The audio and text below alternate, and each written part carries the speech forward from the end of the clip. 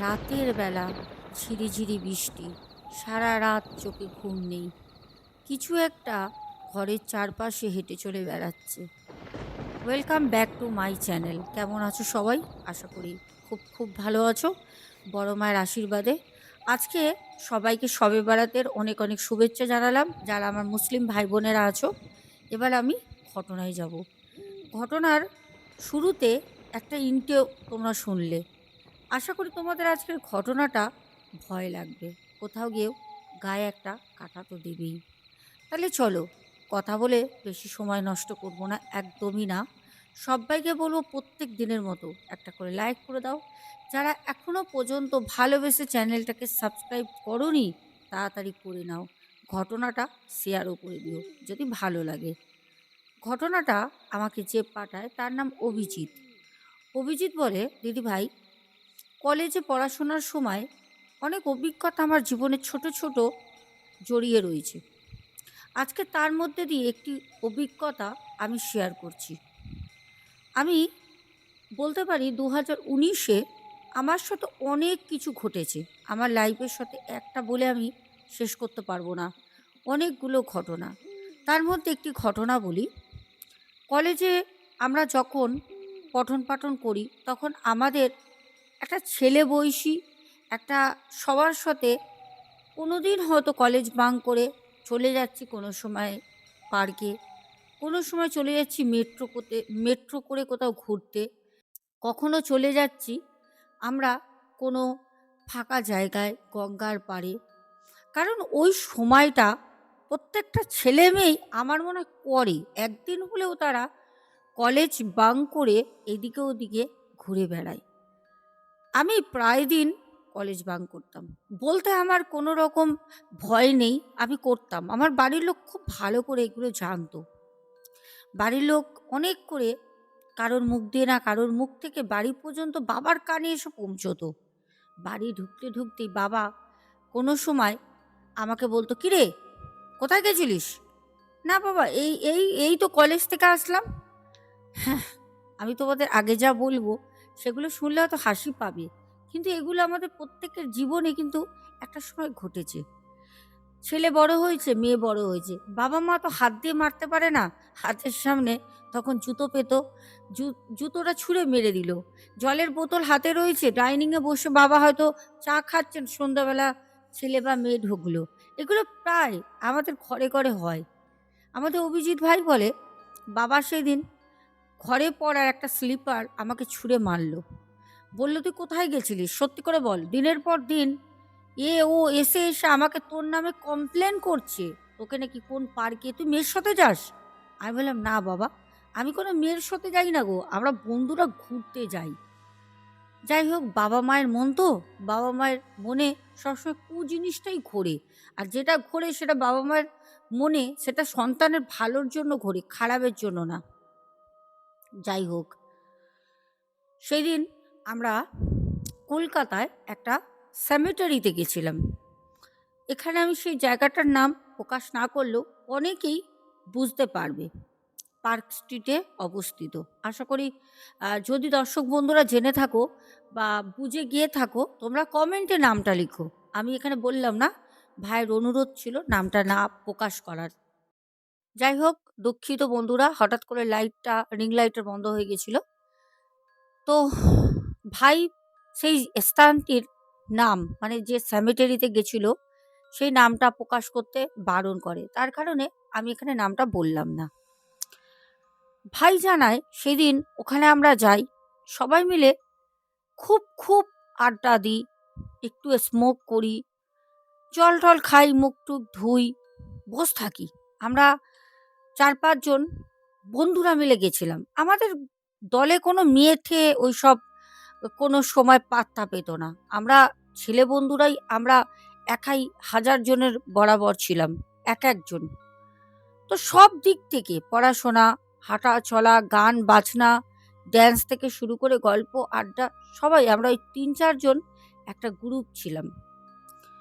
তো সেই দিন বাড়ি ঢোকার পর আমি নিজেও জানি না, আমাকে আমার বাবা আগে তো একটুখানি ভালো করে মুখ টুক করে বকা দেন। যাই হোক, সন্ধ্যার পর থেকে টুক টুক টুক টুক করে রাতের দিকে এগোতে থাকে ঘড়ির কাঁটা। খাবো না, রাগ করে আছি। মা মা তো মাই হয়, মা বুঝিয়ে ঠুজিয়ে লুকিয়ে চুপচাপ শাড়ির আঁচলটা আড়াল করে দুটো কলা, একটা পাউরুটি, দুটো ডিম সেদ্ধ আর সাথে এক বাটি ঘুগনি লুকিয়ে দিয়ে যায়। কারণ বাবা বলেছিল ওকে ওকে খেতে দেবে না, ওর খাওয়া বন্ধ। বাবা বলেছিল ওকে খেতে দেবে না, ওর খাওয়া বন্ধ। দেখি ও কত কলেজে গিয়ে বন্ধুদের সাথে ঘুরতে পারে। মা লুকিয়ে খাবারটা দিয়ে যায়, বসে বসে খেলাম। খিদে তো প্রচুর পেয়েছে। সন্ধ্যাবেলা অনেক সময় মা চাউমিন লুচি দেন, সেদিন তো বাবার জ্বালায় কোনো কিছু খাবার আমার মুখে ওঠেনি। রাতের বেলা খেয়ে উপরের ঘরে আমার কম্পিউটার রুম, চুপচাপ ওখানেই বসে ঘুমিয়ে পড়ি কম্পিউটারের ডেস্কের ওপরে।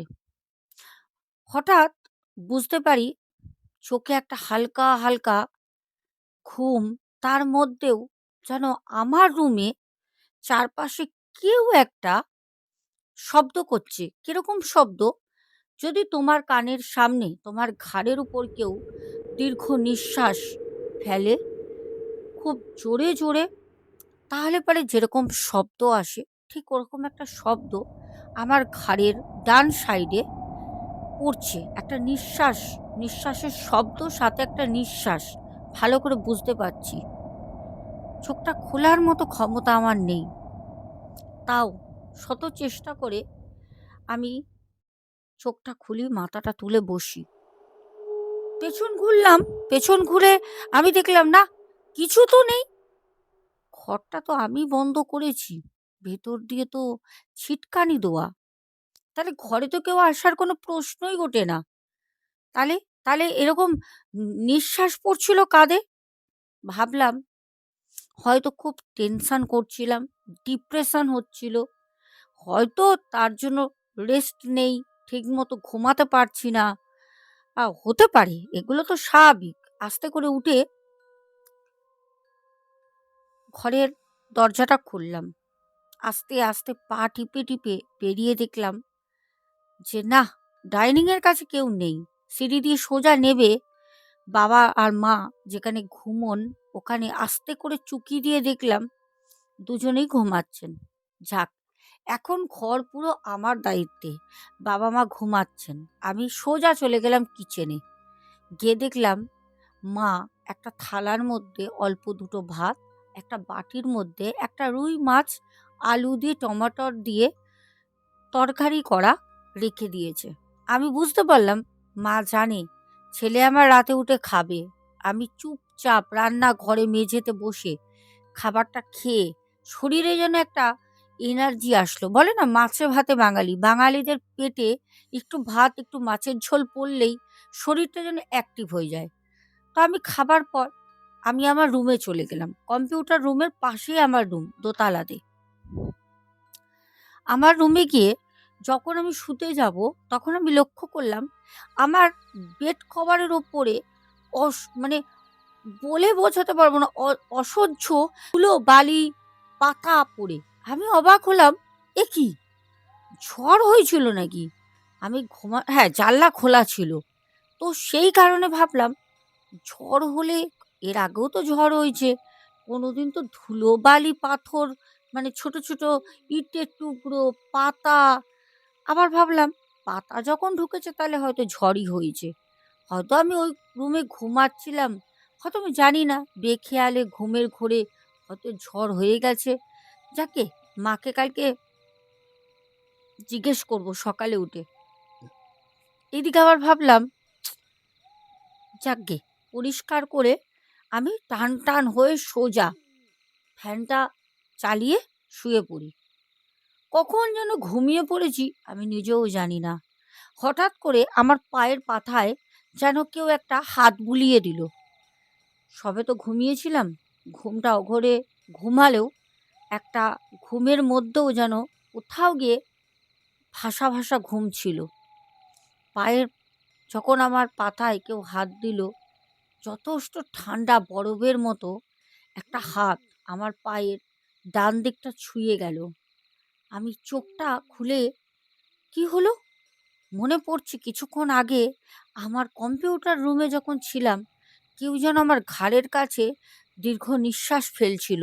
এখন আমার আমি পায়ের পাতাটা ধরলাম, সাথে সাথে পাটা উঠিয়ে দেখলাম পাটা ঠান্ডা, কিন্তু সময়টা ছিল গরমকাল, পাখা চলছিল। কিন্তু আমার পা এত ঠান্ডা লাগার মতো তো কিছু, এরকম কিছু তো নেই ঘরে যে আমার পায়ের পাতায় কেউ যেন হাত বুলিয়ে দিল। আমি পরিষ্কার বুঝলাম। ভয় একটা লাগছে।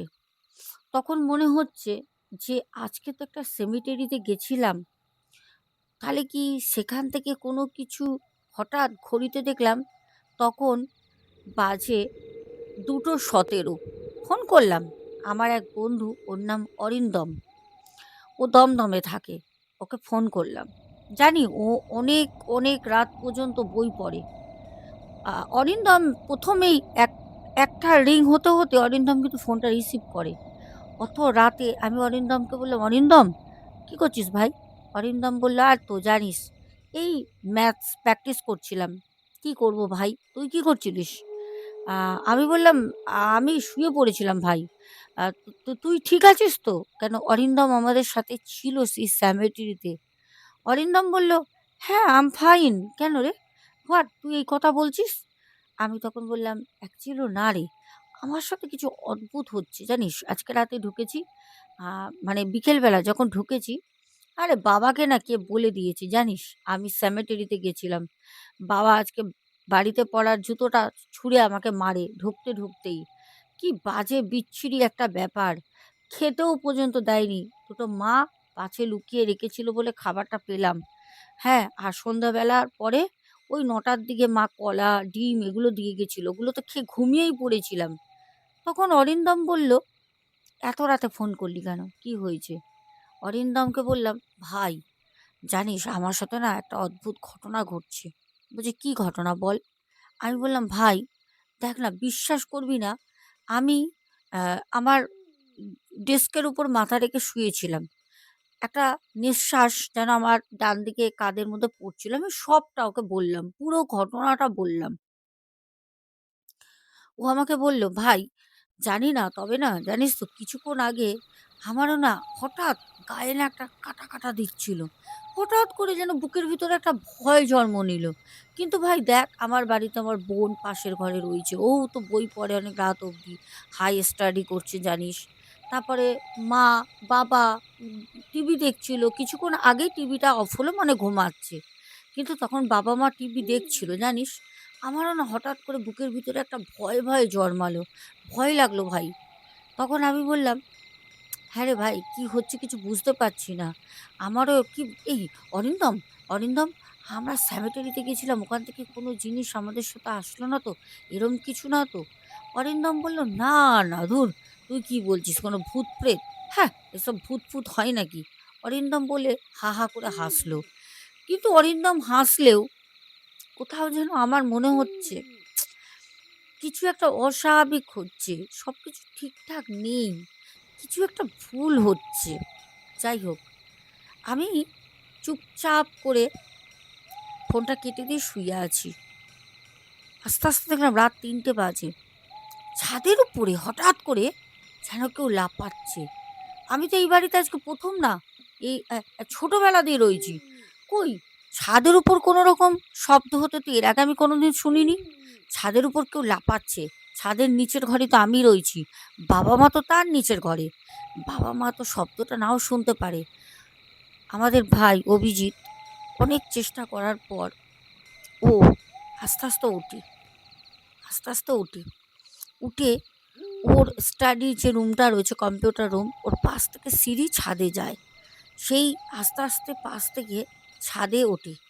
ছাদে উঠে ছাদের ওদের যে গেটটা সেটা টিনের গেট না, দুপাল্লার একটা কাঠের, মোটা কাঠের গেট। তো কাঠের গেটটা ভিতর থেকে তালা দেওয়া থাকে, অনেক সময় শিকল লাগানো থাকে। তো ও শিকল দেওয়া ছিল, শিকলিটা খোলে, খুলে যখন ছাদে যায় তখন দেখছে ওই রাতের বেলা পূর্ণিমার সময়, মানে এইটা আমাকে ভাই বলে অভিজিৎ, দিদি আমি তো জানতাম না যে পূর্ণিমা অমাবস্যা ওইসব, তখন ওই মাথায় অত মানে কলেজে যখন পড়াশোনা করি ওইসব কোন দিন কি দিন ডেট মনে থাকতো না। যদি কোনো সেমেস্ট্রি কোনো পরীক্ষা মানে এরকম মানে কোনো এক্সাম না থাকলে মনেই থাকতো না। বলছে ওই জ্যোৎস্নার আলো যখন ছাদের মধ্যে পড়েছে, ওই ছাদে আমি আমার চিলেকোঠা থেকে দাঁড়িয়ে দেখছি সোজা প্রায় ৭টা, গুনতে পারছি না ঠিক মতো, ৬টা কি ৭টা প্রজাপতি একসঙ্গে যেন মানে একটা আকার নিচ্ছে, একসঙ্গে যেন খেলা করছে ছাদের মধ্যে একটা জায়গায়। ৬টা কি ৭টা প্রজাপতি, আমি তো ওরা উঠছে, আমি গুনতে পারছি না, কাউন্ট করতে পারছি না ৬টা আছে না ৫টা আছে ৭টা আছে, ওরা একসঙ্গে উঠছে। আর আমার জীবনে আমি এরকম প্রজাপতি না ডিসকভারি চ্যানেল আমাদের ছোটোবেলাতে খুব প্রিয়, না কোনোদিন ডিসকভারিতে দেখেছি, না কোনো বইতে দেখেছি, না ফোনে ওয়ালপেপারে দেখেছি, না টিভিতে দেখেছি, কোনো জায়গায় নলেজের বাইরে।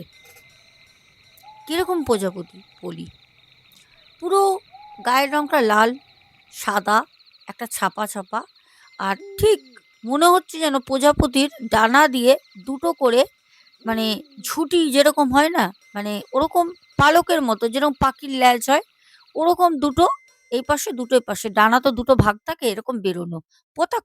প্রত্যেকটা প্রত্যেকটা প্রজাপতি একই রঙের একই দৃশ্য আমি দেখছি।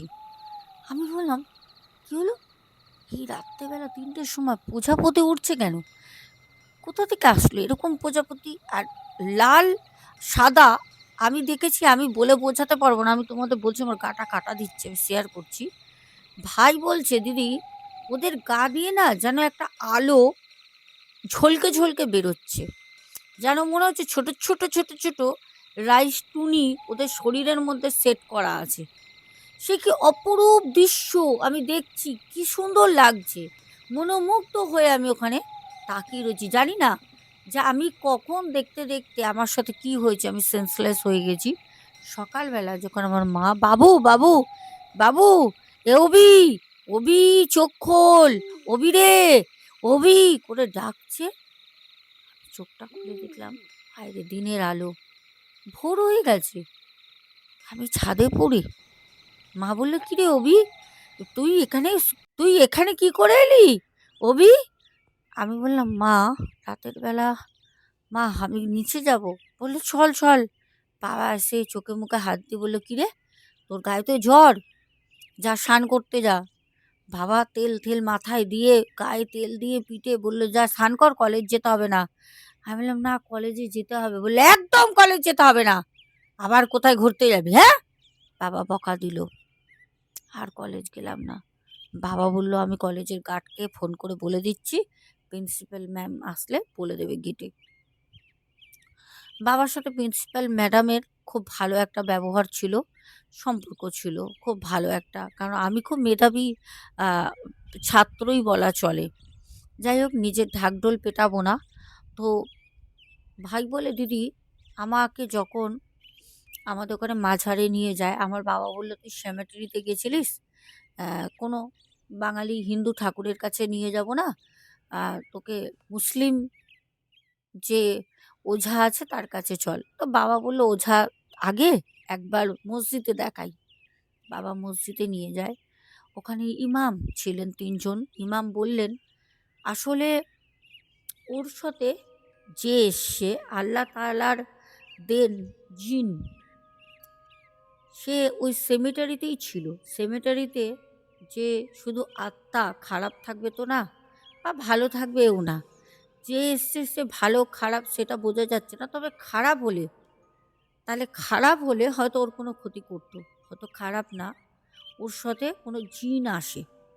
যখন এটা জানতে পারে, কারণ ওই যখন প্রজাপতির খেলার কথাটা বলে তখনই তারা বলে যেটা জিনেরই চিহ্নিত, যেটা বোঝা যাচ্ছে। তো ওকে একটা হাতে একটা গলায় মাদুলি দেয়, জল পড়ে দেয়, খায়। বলেছিল ওকে 3 রাত আপনাদের সাথে রাখবেন, ওর বাবার সাথে অভি ভাই সুতো 3 রাত। তারপর থেকে অভি ভাইয়ের ঘরে ওই ইমাম, 3জন ইমাম আসেন, এসে বাড়ি থেকে সব রকম কাজ ক্রিয়া করেন। 3টে প্রজাপতি, যাদেরকে মানে প্রজাপতি যেরকম হয় অরিজিনালি ওরকম প্রজাপতির মতো দেখতে, কিন্তু ওগুলো একটা শ্যাডো, একটা মনে হচ্ছে আলোর খেলা, সেগুলোকে একটা বড় কাছের বয়েমের মধ্যে ভরে নিয়ে চলে যায়। 3টে পাওয়া যায়। তো ভাই অভি বলে যে 3টে ছিল না, আরও ছিল। তখন বলল ওইটা একটা প্রতিফলিত হচ্ছিল, ওদের গা দিয়ে যে আলো বেরোচ্ছিল, আর যেদিন ভাই ঘুমাচ্ছিল বলছে ওটা প্রতিফলিত হচ্ছিল। ওটা 3জনই ছিল। নিয়ে যাবার পর থেকে ভাইয়ের সাথে আর কোনো রকম কোনো কিছু হয়নি। তবে এখান থেকে আমরা একটা জিনিস জানতে পারি, শ্মশান, সেমেটেরি, যে জিনিসগুলো আছে, কবরস্থান, এইগুলো হচ্ছে মৃত মানুষদের স্থান। দেখো, মৃত্যুর পর তারা ওখানে গিয়ে বিশ্রাম করছে। তাদের ওখানে গিয়ে কোনো রক্তে মাংস শরীর মানুষ জ্বালাতন করাটা উচিত না।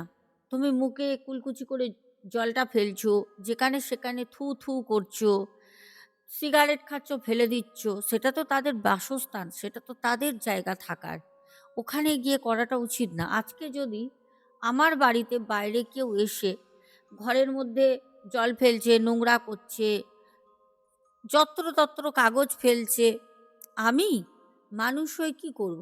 বারণ করব? বারণ করব। খুব বিরক্ত হলে হয়তো আমি বলবো যে এরকম করবেন না, আপনি এখানে নির্দিষ্ট একটা স্থানে ফেলুন, এরকম যেখানে সেখানে ছিটিয়ে ফেলবেন না, এটাই তো বলবো, স্বাভাবিক।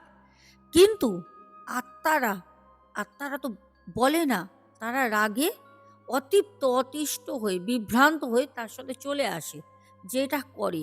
কারণ এখানে অভি ভাই পরে বলে যে ও ওই সেমেট্রিতে গিয়ে পার্ক স্ট্রিটে প্রচণ্ড প্রচণ্ড ফাসলামি করছিল বন্ধুদের সাথে, ওই করছিল, উল্টে বন্ধুরা ওকে বারণ করছিল, ও আর অরিন্দম, এই দুজন, আর দুজনের সাথে কিছু না কিছু অভিজ্ঞতা হয়েছে।